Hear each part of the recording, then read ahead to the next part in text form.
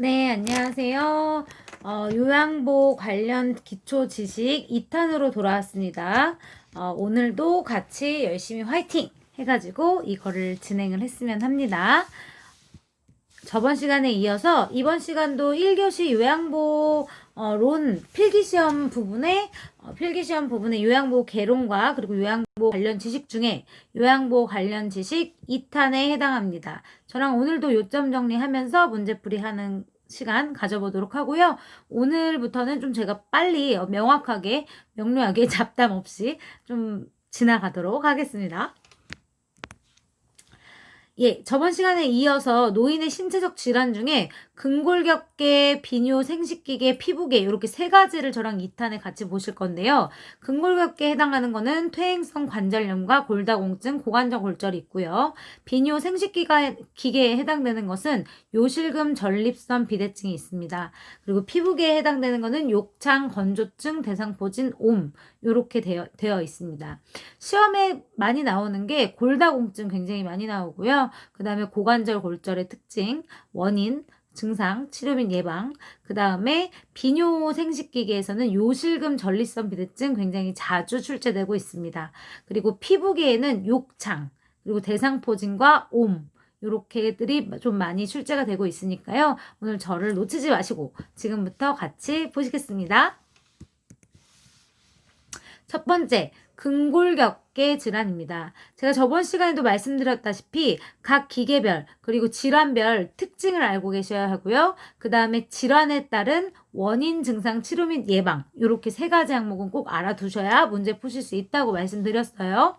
오늘도 마찬가지고요. 근골격계 같은 경우에는 퇴행성 관절염과 골다공증, 고관절 골절 등의 질환이 있습니다. 첫 번째로 근골격계의 특징 한번 보겠습니다. 근골격계의 특징. 근골격계가 뭐냐면요. 근육과 뼈예요. 근육과 뼈. 작은 충격에도 골절되기 쉽다. 왜요? 노인이 왜 작은 충격에도 골절되기 쉽죠? 골다공증이 많으시고 퇴행성 관절염 때문에 골밀도가 굉장히 낮아 계신 상태가 많기 때문이죠. 두 번째, 근긴장도와 근육량이 저하되어 있다. 그리고 세 번째, 어깨가 좁아지고 노인분들은 골반이 커진다. 그리고 네 번째, 팔, 다리의 지방이 감소된다. 다섯 번째, 엉덩이와 허리, 어깨의 피하 지방이 증가한다. 이런 근골격계 특징을 가지고 있습니다. 근육과 뼈의 특징입니다. 작은 충격에 골절되기 쉽고 근육량은 저하되고 어깨는 좁아지고 골반은 커지고 팔다리의 지방은 감소하고 그래서 팔다리가 얇으시죠? 배만 나오셨어요. 그리고 엉덩이와 허리, 어깨의 피하 지방이 증가한다. 그 말은 뭐냐면은 피하 지방이 증가하고 근육량은 떨어진다는 소리입니다. 이 중에 질환 중에 퇴행성 관절염, 골다공증, 고관절 골절 중에 퇴행성 관절염 한 가지만 우선은 원인, 증상, 치료 및 예방을 한번 보겠습니다. 이거 보시면서 글씨가 작다고 하시는 분들이 굉장히 많으셨어요. 제가 다음 강의부터 글씨를 좀 키워보도록 하겠고요. 그리고 이 화면을 가로로 돌리셔가지고 화면을 크게 보시면 글씨가 더 잘 보이실 겁니다. 그리고 글씨가 깨져 보이신다고 하시는 분은 아무래도 제 핸드폰에서는 안 깨져 보이거든요. 아무래도 그 통신이 원활하지 않을 때 일어나는 그 현상인 것 같습니다. 퇴행성 관절염 보겠습니다. 퇴행성 관절염의 원인은 관절을 싸고 있는 조직의 퇴화와 계속적인 마찰, 연골의 탄력성이 저하되기 때문입니다. 말 그대로 퇴행성 관절염이에요. 퇴행성 관절염이라는 것은 나이가 들어가서 연골이 닳고요. 그리고 관절과 관절끼리 계속적으로 마찰이 80대까지, 90대까지 되셨잖아요. 그럼 자동차 부품이 삭듯이 인간의 그 관절도 뻣뻣해지고 그 상태가 안 좋아지는 것을 퇴행성 관절염이라고 보시면 돼요. 증상은요, 관절 부위의 통증, 무릎 아프고요, 고관절 있는데 아프고요 하시죠? 그리고 아침에 일어나면 관절이 뻣뻣해지는 경직 현상이 있어요. 저희 어머니가 퇴행성 관절염 진단을 손가락이 받으셨다고 하더라고요. 근데 어머니 특징이 아침에 일어나면 그렇게 손이 뻣뻣하다고 하셨었어요. 그리고 또 관절을 많이 사용할수록 통증이 심해지고요. 많이 써서 아픈 건데, 관절을 많이 써서 아픈 건데 더 많이 쓰면 더 아프시겠죠? 그리고 관절의 변형 등이 있습니다. 치료 및 예방으로는요, 체중을 적절히 조절하는 게 좋고요. 관절에 부담 없는 규칙적인 운동을 해주시는 게 좋습니다. 문제 한번 보겠습니다. 다음 보기와 같은 증상이 나타나는 노인성 질환은 연골이 닳아서 없어지는 상태이다. 아침에 일어나면 관절이 뻣뻣해진다. 관절을 많이 사용할수록 통증이 심하다. 방금 저랑 같이 보신 거죠? 정답은 4번 퇴행성 관절염입니다. 퇴행성 관절염이 있는 대상자에게 가장 적합한 운동은 1번 조깅, 2번 수영, 3번 등산, 4번 테니스, 5번 배드민턴. 관절에 무리가 없는 운동이 가장 좋겠죠? 그래서 정답은 잠시만요. 예, 이거 정답 잘못됐습니다. 제가 이거 표기를 잘못했나 봐요. 2번입니다. 수영입니다. 관절에 무리가 없는 것은 수영입니다. 죄송합니다. 예, 다음으로 넘어가겠습니다. 골다공증을 예방하는 방법으로 옳은 것은 1번 골다공증이 근데 뭔지를 먼저 보셔야 돼요. 골다공증은 이렇게 뼈가 있어요. 뼈가 있으면 이 뼈에 구멍이 많이 들어가지고 빈틈이 많이 생긴 거죠. 그래서 뽕뽕뽕뽕 구멍이 나 있어서 작은 마찰에도 똑 하고 부러지는 것을 골다공증 증상으로 보실 수 있습니다. 1번 자외선을 차단한다. 2번 비타민 A를 섭취한다. 3번 탄력 스타킹을 착용한다. 4번 매일 30분씩 걷는다. 5번 카페인을 복용한다. 정답은 4번이죠. 이 골다공증이라는 것은 아까 말씀드린 것처럼 그 뼈의 밀도가 낮아져서 그 뻥뻥뻥뻥뻥뻥 구멍이 뚫린 것 같은 모습을 관찰할 수 있는 상태인데요. 이 골다공증을 예방하는 방법으로는 30분씩 매일 걷는 것도 좋고요. 칼슘을 섭취하시는 것도 좋고요. 그리고 적정한 체중을 유지해서 뼈에 무리가 안 되게 하는 게 좋고요. 체중 부하 운동이 좋습니다. 걷기, 맨손 체조 같은. 그리고 제일 중요한 거 시험에 자주 나오는데요. 골다공증은 비타민 A가 아니고 D를 섭취하는 게 좋아요. 이 비타민 D를 우리 햇빛 비타민이라고도 하죠. 이 햇빛 비타민, 햇빛을 20분 이상 맨 피부에 쬐면은 비타민 D가 생성이 됩니다. 그리고 비타민 D를 섭취해 주시는 것도 좋고요. 그리고 금주, 금연이 예방법으로 볼 수 있습니다. 요양보 저희가 이거 제목이 달라졌네. 이거 제목이 잘못됐어요. 죄송합니다. 이거 아니에요. 예. 팁을 하나 드리면요. 이거를 구분해서 알아주시면 좋은데 퇴행성 관절염과 골다공증을 차이를 보셔야 돼요. 퇴행성 관절은 그 관절에 부담을 주지 않는 규칙적인 운동이 좋고요. 그래서 수영이나 걷기, 체조 같은 것들이 좋아요. 그 대신 계단 오르기나 등산, 에어로빅 같이 격렬하거나 무리를 주는 운동은 좋지 않습니다. 골다공증 같은 경우에는요. 체중 부하 운동이 좋아요. 가볍게 걷거나 조깅을 한다든가 산보 이런 것들이 좋고 수영은 해당되지 않아요. 골다공증은 수영에 해당되는 게 아니고요. 퇴행성 관절염은 수영에 해당됩니다. 요거 차이점 알고 계셔야지 문제 푸시는데 수월하실 것 같습니다. 낙상으로 인하여 발생하는 것으로 서해부와 대퇴부에 통증이 있고 움직임에 제한이 있는 질환은 서해부와 대퇴부 요거 어떤 거죠? 낙상으로 인해서 발생한대요. 낙상하면 딱 떠오르는 거 정답은 4번 고관절 골절입니다.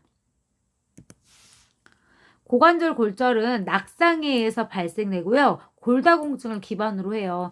골밀도가 현저히 낮은 상태에서 넘어지시면서 그 서해부와 대퇴부, 그 허벅다리 있는데 쪽에 고관절 뼈가 똑 하고 부러지는 현상을 고관절 골절이라고 합니다. 두 번째, 비뇨생식기계 가보겠습니다. 비뇨생식기계는 대표적인 질환으로는 요실금 전립선 비대증이 있습니다. 글씨가 좀 작긴 작네요. 제가 다음에는 더 좀 크게 키우고 그리고 글씨도 굵게 한번 해보겠습니다. 우선은 글씨가 작으니까 안 보이시는 분들은 제 목소리를 좀 들어주시면 감사합니다. 비뇨 생식기계의 특징 한번 보겠습니다. 우선은 비뇨 생식기계가 뭔지는 아실 거예요. 여성 노인 같은 경우에는 에스트로겐 생산이 감소돼서 난소가 작아지고 기능이 감퇴합니다. 그리고 질의 수축 및 분비물이 저하되고요. 그리고 방광 기능과 되뇌 기능이 저하돼서 빈뇨증, 요실금, 야노증 같은 증상이 나타납니다. 남성 노인 같은 경우에는요, 남성 호르몬이 감소합니다. 그래서 동맥혈관의 변화로 전립선이 비대해지는 것을 경험을 하고요. 이 잔류량이 늘어나고 방광의 용적이 감소해요. 방광의 크기가. 그래서 자주 소변을 봅니다. 방광의 용량이 작아진다는 거예요. 그리고 방광의 근력이 저하되는 등의 모습이 관찰됩니다. 대표적인 질환으로 요실금 전립선 비대증 중에 전립선 비대증을 한번 보실 건데요. 각 질환별 원인 증상 치료 및 예방 제가 꼭 알아두시라고 했죠. 이 생식기계 요실금 전립선 비대증 중에 저는 전립선 비대증을 한번 보겠습니다. 전립선 비대증 같은 경우에 원인은요. 노화로 인해서 호르몬 불균형이 생겨요. 남성분들에게만 생기고요. 전립선이 커져서 요도를 압박하게 됩니다. 그래서 어떤 증상이 나오냐면요. 배뇨를 했는데도 덜 본 것 같은 잔뇨감. 그리고 소변줄기가 가늘어져요. 세게 나오지가 않고 가늘어지고요. 그리고 소변이 금방 나오지 않고 힘을 주어야지만 나와요. 그리고 배뇨 후에 2시간 이내에 다시 소변이 마렵고요. 그리고 밤에 자다가 소변을 보기 위해서 자주 깨요. 이걸 야뇨라고 합니다. 치료 및 예방 방법 보겠습니다. 약물요법을 통해서 신장 기능의 손상 치료, 그리고 금주, 저지방 식사, 적당한 운동, 심하면 전립선 절제 수술까지 진행이 됩니다. 거의 대부분 약물을 섭취하고 계시죠? 문제 한번 풀어보겠습니다. 요실금과 전립선 비대에 대한 문제 시작합니다.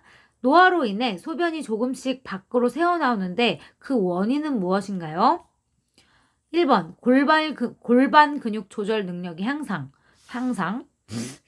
건 항상 좀 아니었어요. 그 다음에 요도 기능의 향상, 방광의 저장 능력 감소, 잔뇨량 저하, 요로 감염 감소.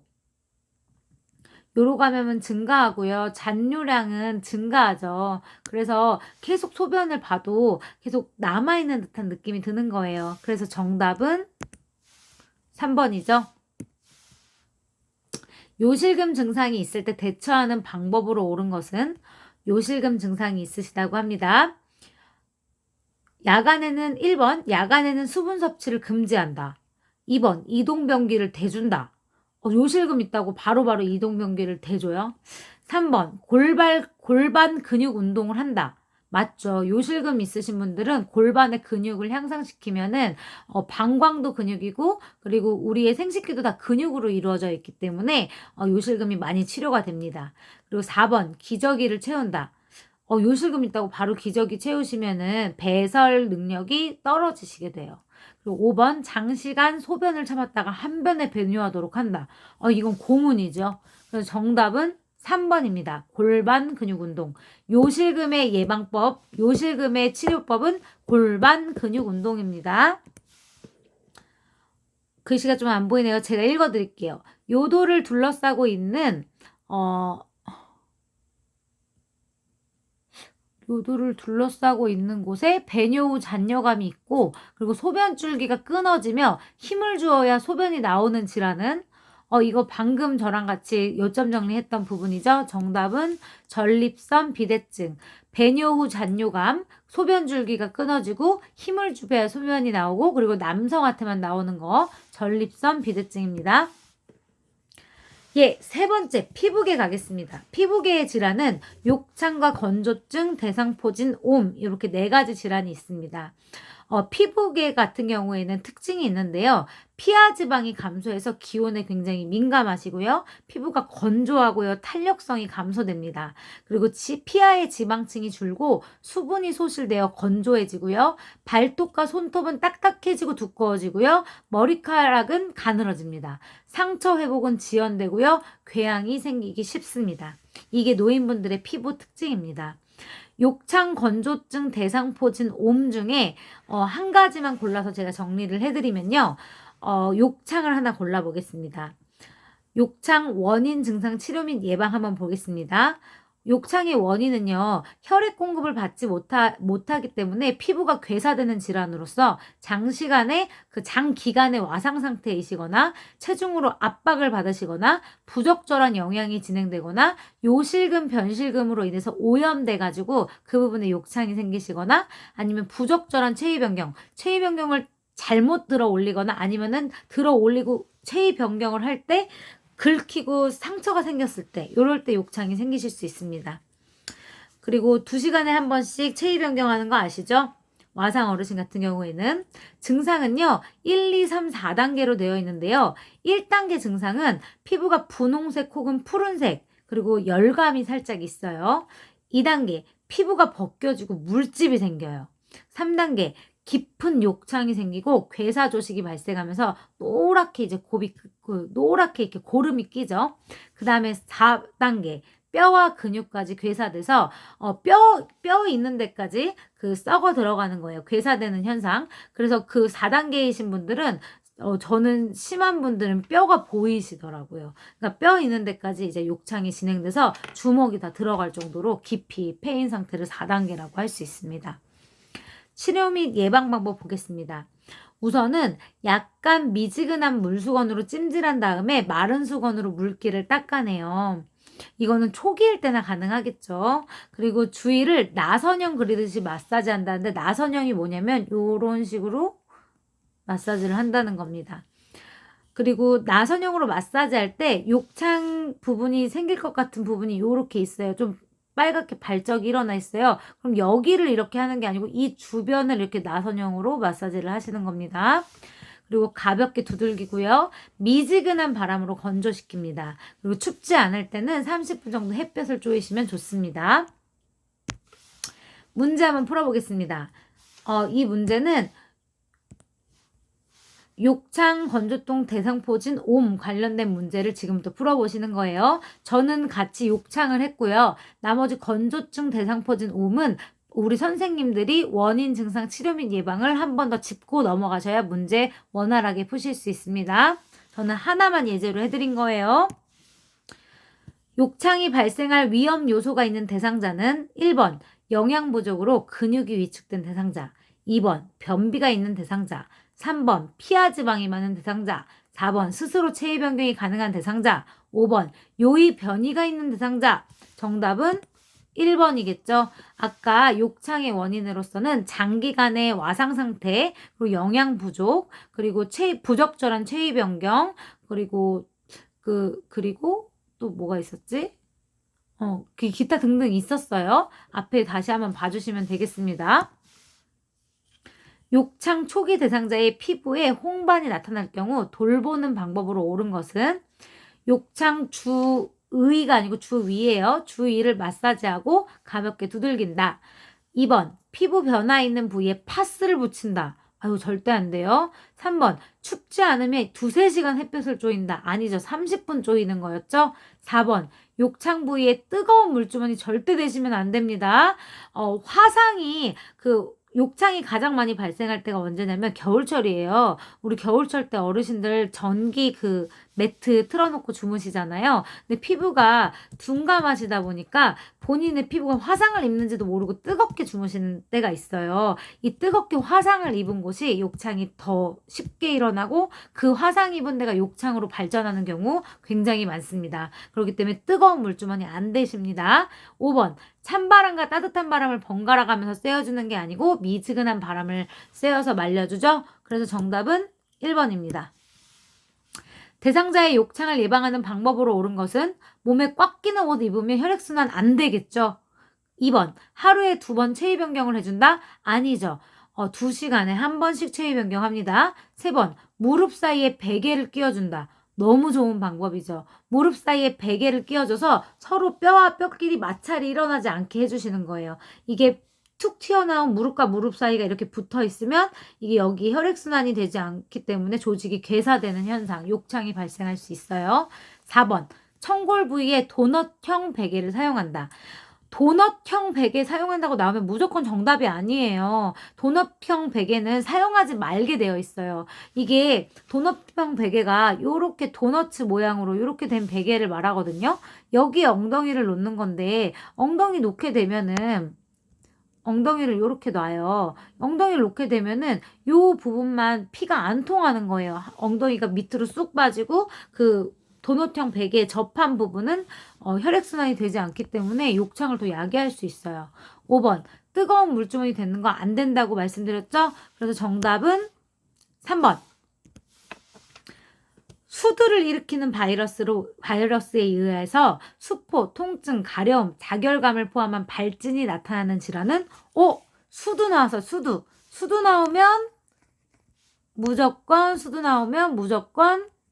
대상포진 연결해 주시면 됩니다. 수두를 일으키는 바이러스에 의해서 수포, 통증, 자결감 이런 것들이 나타나는 거 무조건 대상포진입니다. 수두, 대상포진. 대상포진은 어떻게 치료하냐면요. 우선은 냉찜질 해가지고 통증을 줄여주셔야 돼요. 굉장히 통증이 아프시다고 해요. 저도 아직은 겪어본 적 없지만 통증을 말씀하시는 어르신들의 말씀에 의하면 찌르듯이 아프다고 하시더라고요.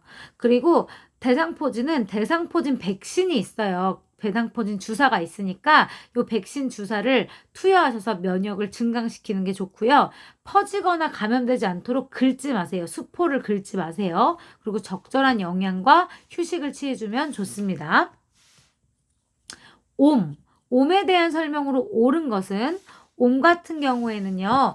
굉장히 원래 한동안 없었던 질환인데 경로당이나 요양시설 이렇게 주간보호 이런 단체 생활, 노인분들의 단체 생활이 늘어나면서 집에서 한 분이 옴이 있는데 이런 경로당을 가셨어요. 그러면 확 번지죠. 요양원을 가셨어요. 확 번지죠. 주간보호 가셨어요. 확 번지죠. 그래서 요즘 옴이 다시 성행을 하게 되었습니다. 그래서 옴에 대한 문제가 자주 출제되고 있어요. 1번, 자연적으로 2, 3주 만에 없어진다. 아니에요. 옴은 치료해야 돼요. 로션 도포해야 합니다. 2번, 박테리아에 의한 감염성 질환이다. 박테리아 아니에요. 벌레요, 벌레.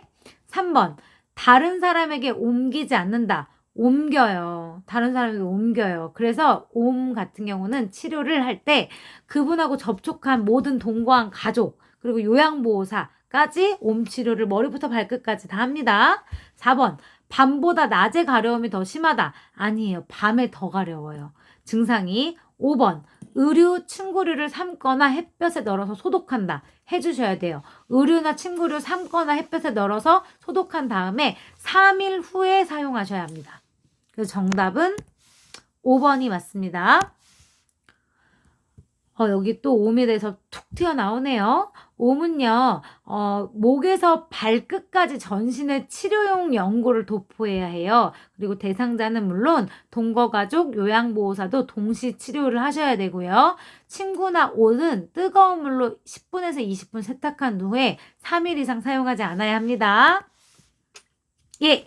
여기까지 정리를 하고요. 오늘 3가지 했었죠. 저랑 근골격계 했었고 비뇨 생식기계 했었고 피부계 했었어요. 요 3가지 특징뿐만 아니라 각 질환별의 원인, 증상, 치료 및 예방 방법 다시 한번 요점 정리 책 저희가 나눠드렸죠. 나눔이에서 나눠준 요점 정리 책 보시면서 한 번 더 훑어보시고 그리고 제일 중요한 거는 교과서예요. 교과서가 가장 좋아요. 교과서에 빨간색 글씨로 되어 있거나 아니면은 오른쪽 왼쪽에 조그만 글씨로 첨부되어 있는 부분 거기서 시험 문제가 자주 출제되니까요. 한 번 더 훑어봐 주시기 바랍니다.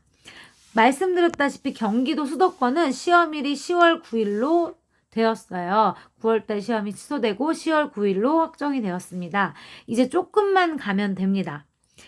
헬렌 켈러라는 미국의 작가이자 교육자 그리고 사회주의 운동가가 있습니다. 많이 알고 계실 텐데요. 이 사람은 보지도 못하고 듣지도 못하는 장애를 갖고 계시죠. 이분이 한 명언으로 인생은 과감한 모험이던가 아니면 아무것도 아니다.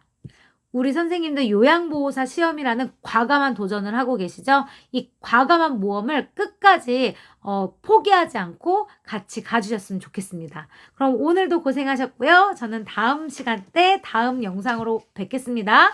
안녕히 계세요.